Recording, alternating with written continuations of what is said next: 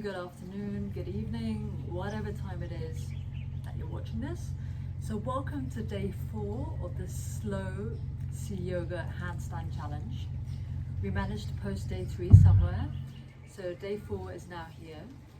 Day 4 is based partly on, some of you saw the survey that went out in Insta stories, Facebook stories of special requests. And one of the requests that came up was tuck handstand. So we will do some exercises working on the tuck. We will also do some exercises based on what I've been seeing that you've been posting, and this is based on the points, the foot position. Many of you are sort of like in a halfway house, so you're not fully pointing to your full point. It doesn't need to be an incredible ballet point. But you're not doing your full foot extension. There is a difference between, if that is your full extension and you're doing that, then you're not doing your full extension. If your full extension is pretty much that with the foot and you're doing that, you're not doing your full extension. So for some of you, I clearly know what your full extension is. I've seen it before in many my ways. So we're gonna work on the toe point and also just to improve the toe point, to give an imprint in the foot of that position, so that in the handstand, hopefully, when you're upside down, it's easy to forget certain things. The toe point is one of the aspects of the handstand. Many handstands, we don't always toe point, sometimes we flex, but it's nice to do usually one of the two ranges, full ranges, just because it looks like the foot hasn't been forgotten about, i.e. it's not just hanging out there. And also it just helps with that full extension of the whole body. The whole front line of the body is lengthening, which helps with the full extension as you point your toes up to the ceiling. It gives you, it's like that, if you balance a long stick on your hand and you're doing this sort of balancing point, I personally don't feel it really matters where you're looking, if you're looking directly at the stick or if you're looking up or you're looking at the hand, but the sense of where the top of the stick is can help you very much with the balance. Okay, so the first exercise we're going to start with, make sure you're warmed up, so you've done some of the exercises from previous days. Just because we're on day 4, it doesn't mean we just forget about day 1, 2 and 3. I hope you've done your wrist warm-up exercises, some shoulder mobility work, and then let's start. So for some of you, kneeling can be quite tricky. If it's not possible for you to generally just sit in a kneeling position, put a block between your butt and your heels. Go to a point where you're feeling a stretch in the front of the ankles. For me, I need to put a block underneath my knees to do that. I could even put 2 blocks underneath my knees, and I'm feeling now a nice extension in the front of the ankle. Yeah, I'm not really feeling it in the toes, but more the front of the ankle. So here, you're gonna actively push your toes through the floor. Maybe it's gonna be useful if I turn to the side. So I'm actively waisted slightly back, pushing the toes through the floor, pushing them down for 5. It's like I wanna imprint my toenails on the ground. 4, 3, 2, push a bit more, 1, good, and now relax the feet. See how the front of the ankle softens, and now try to curl those toes off the floor. It's like I'm trying to curl the toes to the butt, maybe lifting the toes off to the floor. That will bring you more into extension. The front of the ankle, try to curl the toes off for 5, for 4, for 3, waist slightly back, 2, 1, relax again your feet, let the feet soften, breathe, good, and then just gently sitting to one side, extending your feet, and just pointing and flexing.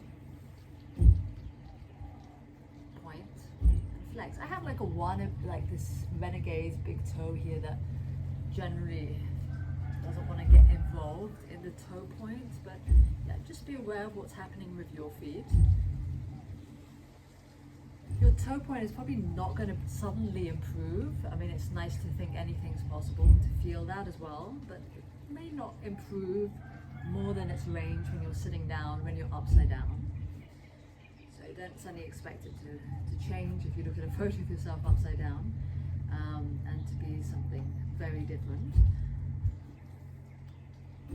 I mean, toe point for me, I don't come from a ballet background, and I never really stretched, extended my feet pretty much until I trained handstands a lot more. And then you're going to just open your feet, external rotation, internal rotation. Actually, just bring the whole thighs into it. So it's not just the ankles, the hips. It's coming from the thigh bone, turning in the hip socket. Now that we're here, let's get that range going. So when I'm doing the demonstrating, it's easy, super easy, and you might see it in some of my videos. Suddenly my foot is like not pointed, and then suddenly it just engages again. But you can see it's like meditation with the mind sometimes, or your mind goes off, but you bring it back, and that's cool. If you have had a lot of training with toe points, which is also why we're doing this. So you can do this external rotation and internal rotation of the legs with the toe point, and you can do it with a flex foot, and just see how it affects it.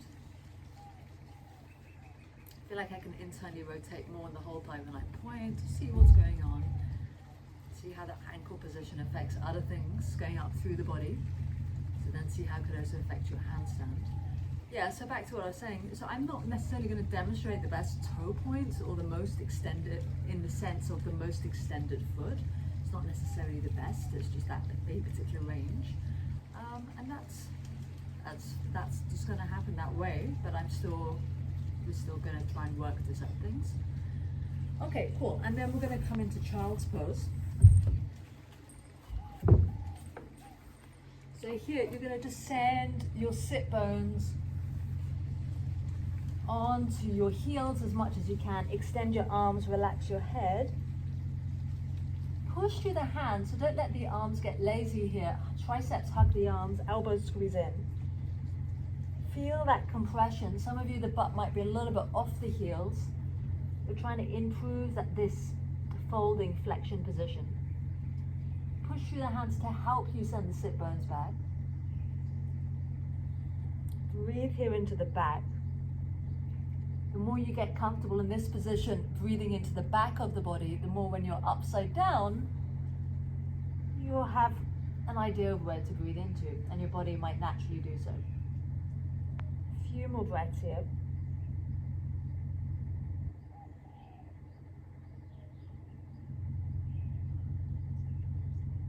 Good, and then gently coming up.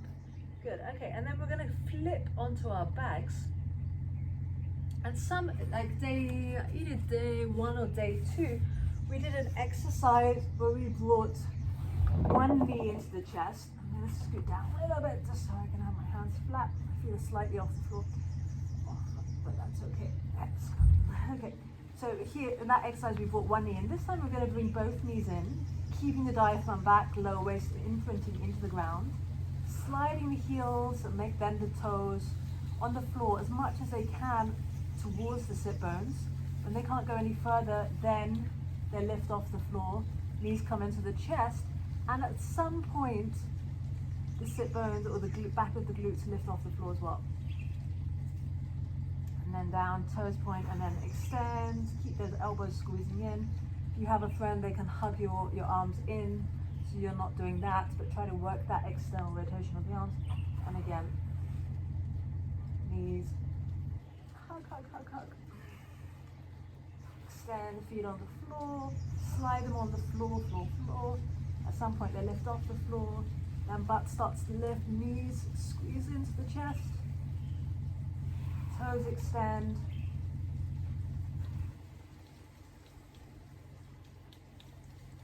Good, and then do that around 6 to 10 times. And then we're going to bring it into our handstand. And then remember, this arm is my arm, which may not look like it's straight, but we are going for that straightness. So for this exercise, the ideal distance of your hands from the wall is so that your butt doesn't push you back onto the ground when you're coming into your tuck. So it's a little bit of trial and error in the beginning. It's going to depend on how open your shoulders are, to how much you need to stick the butt out in tuck, also how big your butt is basically. So come up any way that you want. Okay, so you're going to extend. I'm going to start from here.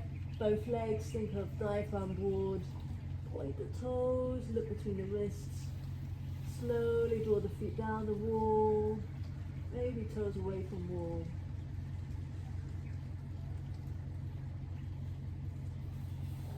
Stand.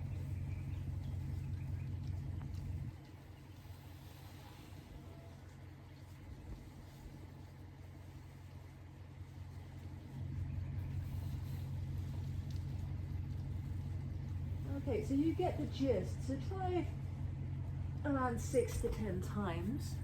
I'd like you to also just to try jumping. If you have blocks, try to jump onto blocks. I've got regular blocks, you can use these. I've got handstand blocks. I'll show with yoga blocks, just because most of you probably have yoga blocks as opposed to handstand blocks. So you're going to do around 5 to 6 jumps. Generally 2 fingers off the blocks, thumbs on the edges, and the other 2 fingers on the edge as well. So these 2 off on the front of the block. And then so you're going to do 5 to 6 where you're just going to jump straight. So you're going to bend, you can bend your arms as well to give you more push, and straight legs. So you're going to do 5 to 6 of those. Don't worry about coming into balance. The exercise isn't about balancing. It's just to get the pushing action, pushing power. And then you're going to add in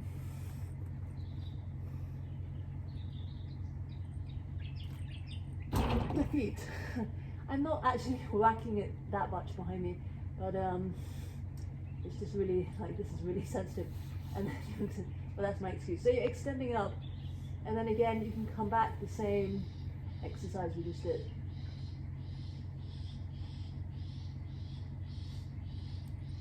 Okay, and also if you have something high, I want you to, maybe around this height, I want you to get the feeling of pushing and jumping up, getting the hips up as well. May even be a few centimeters, maybe I'll show it in this video or on another day. One more tuck exercise.